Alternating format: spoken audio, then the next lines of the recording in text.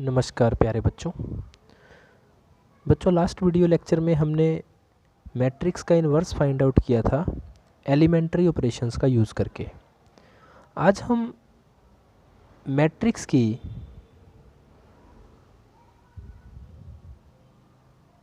Application के बारे में डिस्कस करेंगे।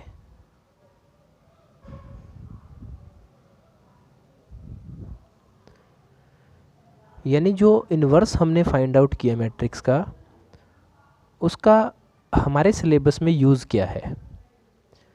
बच्चों, मैट्रिक्स की हेल्प से हम लीनियर इक्वेशन का सॉल्यूशन निकाल सकते हैं।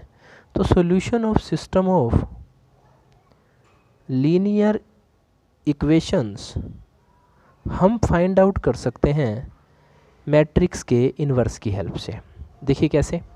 मान लीजिए आपके पास दो मैट्रिक्स हैं, A1x B1y is equal to C1। एक इक्वेशन है आपके पास A2x plus B2y is equal to C2। ये दो इक्वेशन है आपके पास और ये दोनों लीनियर इक्वेशन है। लीनियर इक्वेशन की पहचान क्या है बच्चों? जिसमें वेरिएबल की मैक्सिमम पावर 1 हो। अब यहाँ आप देख रहे हैं x और y वेरिएबल हैं और इनकी पावर 1 है, तो ये लीनियर इक्वेशन है। अब इनको सोल्व करने के लिए हम तीन मैट्रिक्स बनाएंगे। मैट्रिक्स A कोफिशिएंट मैट्रिक्स, जो x और y के कोफिशिएंट हैं, A1 B1 A2 B2। Matrix B, इसको हम बोलेंगे कांस्टेंट मैट्रिक्स, जो इक्वल टू के बाद आपके पास कांस्टेंट है C1 और C2।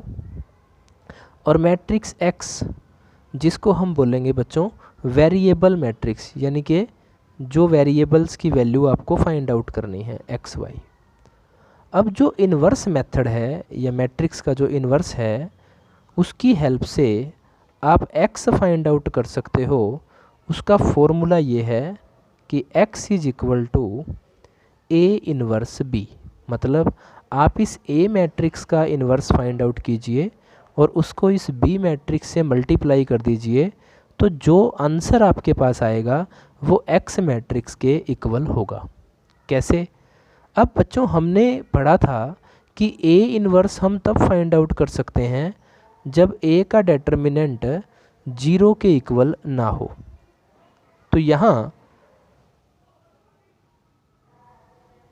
अगर A का डेटर्मिनेंट 0 के इक्वल नहीं है, तो जो सिस्टम ऑफ इक्वेशन आपको मिला है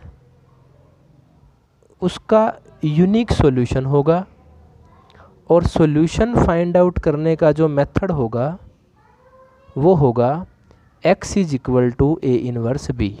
लेकिन अगर A डेटर्मिनेंट की वैल्यू 0 आ जाए तो आप A इन्वर्स फाइंड आउट नहीं कर पाएंगे। तो आपको फाइंड आउट करना पड़ेगा एडजॉइंट A इंटू B। अगर एडजॉइंट A इंटू B 0 के इक्वल ना आए तो ये केस होगा नो सॉल्यूशन, यानी कि जो आपको सिस्टम ऑफ इक्वेशन मिलेगा उसका कोई सॉल्यूशन नहीं होगा। लेकिन अगर adjoint of A into B 0 के इक्वल आ गया तो ये होगा केस ऑफ मैनी सॉल्यूशन। मतलब सबसे पहले आप ये चेक करेंगे कि A का डेटर्मिनेंट क्या है।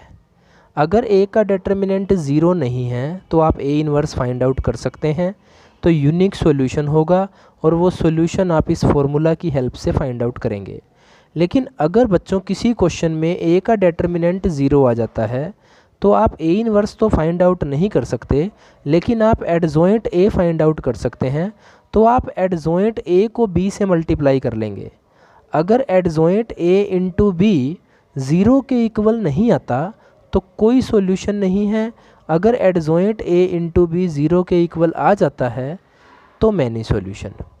तो ये जो केस हैं इन्हें हम एक एग्जाम्पल की हेल्प से स्टडी करते हैं। देखिए कैसे।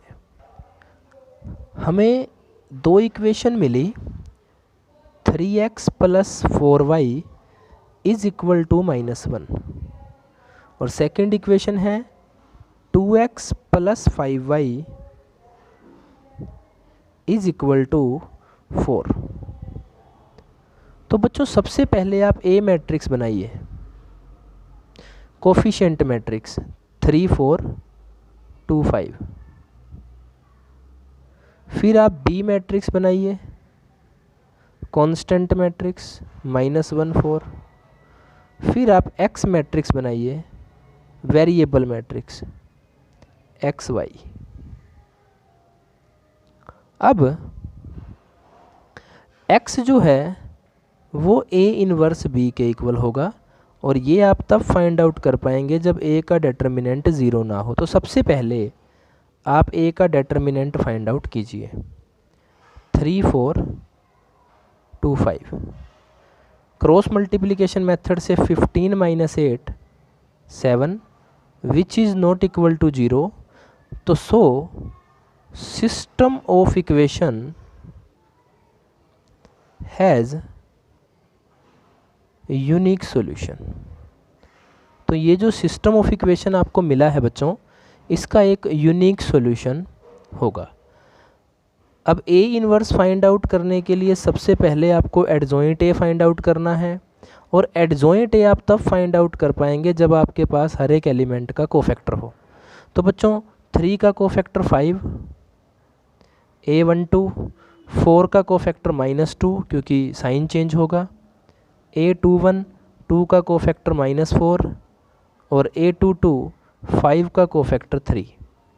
तो अब आप हर एक एलिमेंट को कोफैक्टर से रिप्लेस कर दें, 5 -2 -4 3 और इसका ट्रांसपोज कर दें। तो 5 -2 -4 3। अब आपको चाहिए ए इनवर्स और ए इनवर्स का फॉर्मूला है 1/a determinant into adjoint of A. तो 1/a डेटर्मिनेंट की वैल्यू है 7 और एडजॉइंट ऑफ ए है 5 - 4 -2 3। तो बच्चों अब जब हम x फाइंड आउट करना चाहते हैं तो हम इस फॉर्मूला का यूज़ करेंगे, x is equal to A inverse b। तो देखिए x is equal to A inverse b। A inverse है 1/7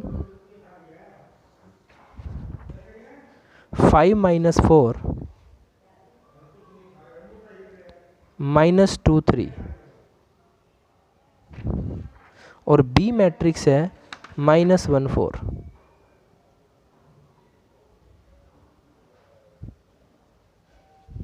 मल्टीप्लाई कीजिए रो बाय कॉलम मेथड से। फर्स्ट रो को फर्स्ट कॉलम से मल्टीप्लाई करेंगे तो 5 को -1 से -5, -4 को 4 से -16। सेकेंड रो को फर्स्ट कॉलम से -2 को -1 से 2, 3 को 4 से 12। तो 1/7 -21 14, 7 से डिवाइड करेंगे -3 2। एक्स मैट्रिक्स की वैल्यू रखी एक्स वाई। जब आपने इन दोनों को कंपेयर किया तो x is equal to -3 and y is equal to 2। तो ये हमारे सॉल्यूशन हैं। अब हम इन सॉल्यूशन को वेरीफाई करते हैं। जो इक्वेशन हमें मिली थी बच्चों वो थी 3x + 4y is equal to -1 और सेकंड इक्वेशन थी 2x + 5y is equal to 4।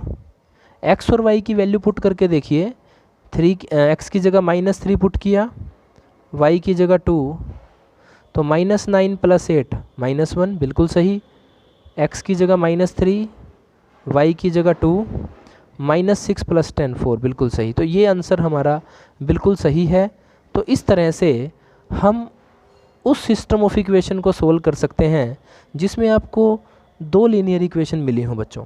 अब हम एक एग्जांपल की हेल्प से उस सिस्टम को सोल्व करने की कोशिश करते हैं जिसमें हमें 3 मैट्रिक्स 3 इक्वेशन मिली हों। जैसे एक एग्जाम्पल देखिए, x plus 2y plus Z, X plus 2y plus Z is equal to 7, x plus 3z is equal to 11, 2x minus 3y is equal to 1। तीन इक्वेशन है। सबसे पहले मैट्रिक्स बनाइए, ए मैट्रिक्स जो कि कोफिशिएंट मैट्रिक्स है, x का coefficient 1, y का 2, z का 1, x का कोफिशिएंट 1, y नहीं है तो 0, z का कोफिशिएंट 3, x का कोफिशिएंट 2, y का कोफिशिएंट -3, z नहीं है तो 0। तो बच्चों जो वेरिएबल नहीं होगा किसी इक्वेशन में उसका कोफिशिएंट 0 होगा। बी मैट्रिक्स जो कांस्टेंट है 7, 11, 1, और एक्स मैट्रिक्स जो वेरिएबल हैं यानी x, y, z। तो हमें पता है x फाइंड आउट करने का जो मेथड है वो है x is equal to A inverse B जब a का डेटर्मिनेंट 0 ना हो, जब a का डेटर्मिनेंट 0 ना हो। तो सबसे पहले हम a का डेटर्मिनेंट फाइंड आउट करेंगे। 1, 2, 1, 1, 0, 3, 2, -3, 0। 1 इंटू इसको छोड़ दिया 0 + 9, 9, इसका साइन चेंज करेंगे -2, R1 से एक्सपेंड कर रहे हैं, -2 इसको छोड़ दीजिए 0 - 6 यानी -6, +1 इसको छोड़ दीजिए -3 - 0 -3 यानी कि 9 + 12 -3, 9 + 12 -3, 12 और 9 21, 21 में से 3 गया 18 जो कि 0 के इक्वल नहीं है। इसका मतलब ए इनवर्स एग्जिस्ट करेगा and system of equation has unique solution. तो जो ये सिस्टम ऑफ इक्वेशन है इसका यूनिक सॉल्यूशन होगा।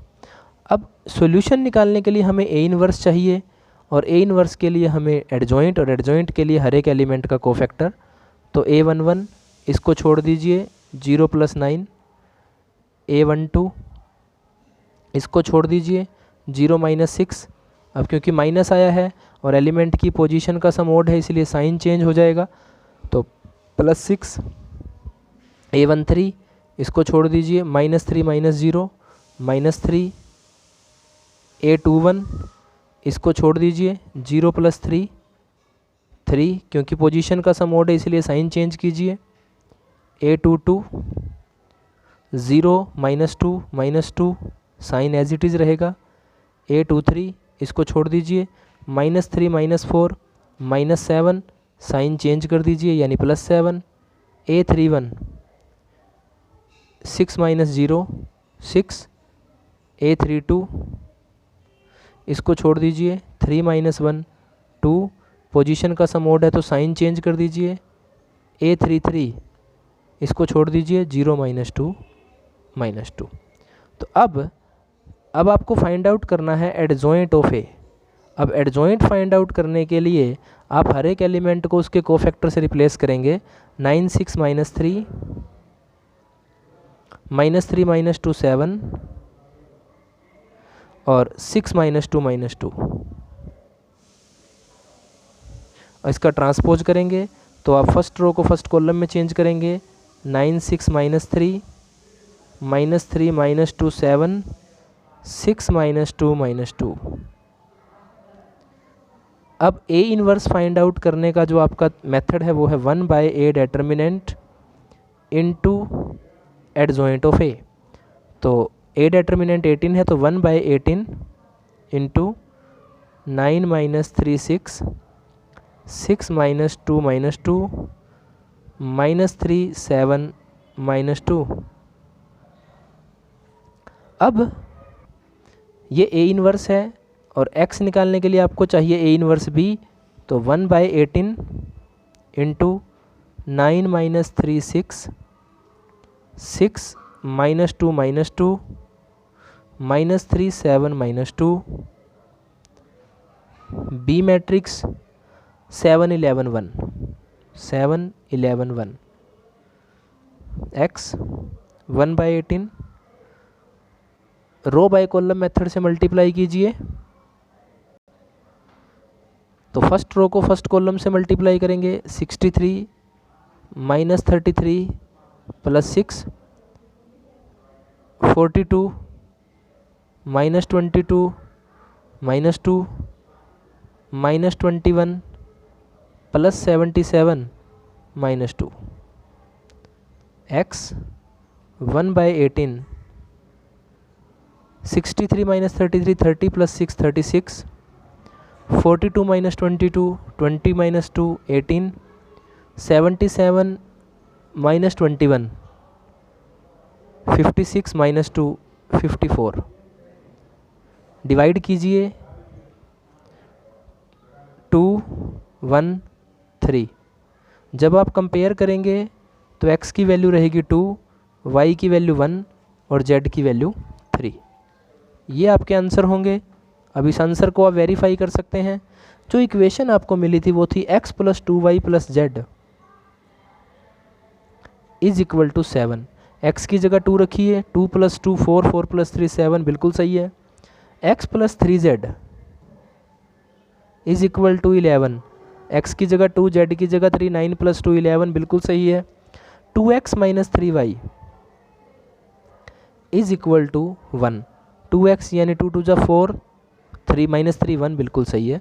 तो ये जो आंसर आए हैं ये आपकी जो तीनों इक्वेशन है उन्हें सेटिस्फाई कर रहे हैं, तो यही हमारे सॉल्यूशन हैं। बच्चों एक छोटा सा टॉपिक हम और डिस्कस करते हैं कंसिस्टेंसी से रिलेटेड। हमने पढ़ा कि अगर ए डेटर्मिनेंट नॉट ज़ीरो है तो आप यूनिक सॉल्यूशन फाइंड आउट करते हैं, और वो फाइंड आउट करने का जो मेथड है वो है x = a इनवर्स b। लेकिन अगर a का डेटर्मिनेंट ज़ीरो आ जाता है तो आप adjoint of a × b find out करते हैं, और अगर ये भी ज़ीरो आ जाता है तो this is a case of many solution. तो बच्चों अगर सॉल्यूशन है, चाहे वो यूनिक सॉल्यूशन हो चाहे वो मैनी सॉल्यूशन हो, तो उसे हम बोलेंगे consistent system of linear equation. But अगर a का डेटर्मिनेंट ज़ीरो आए, आप adjoint a × b find out करें और ये ज़ीरो ना आए, तो this is a case of no solution. यहाँ कोई सॉल्यूशन नहीं है। तो जब किसी सिस्टम ऑफ इक्वेशन का कोई सॉल्यूशन ना हो तो this is a case of inconsistent system of linear equation. तो इस तरह से आप ये कंडीशन चेक करके सिर्फ कंसिस्टेंसी अगर आपसे पूछ ली जाती है तो आप बता सकते हैं कि आपका जो सिस्टम ऑफ इक्वेशन गिवन है वो कंसिस्टेंट है या नहीं है। तो बच्चों ये था हमारा आज का टॉपिक एप्लीकेशन ऑफ मैट्रिक्स। इसकी हेल्प से आप सॉल्यूशन निकाल सकते हैं सिस्टम ऑफ लीनियर इक्वेशन का। वो दो इक्वेशन की फॉर्म में हो सकता है या 3 इक्वेशन की फॉर्म में भी हो सकता है।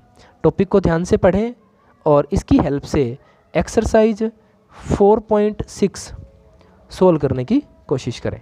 धन्यवाद।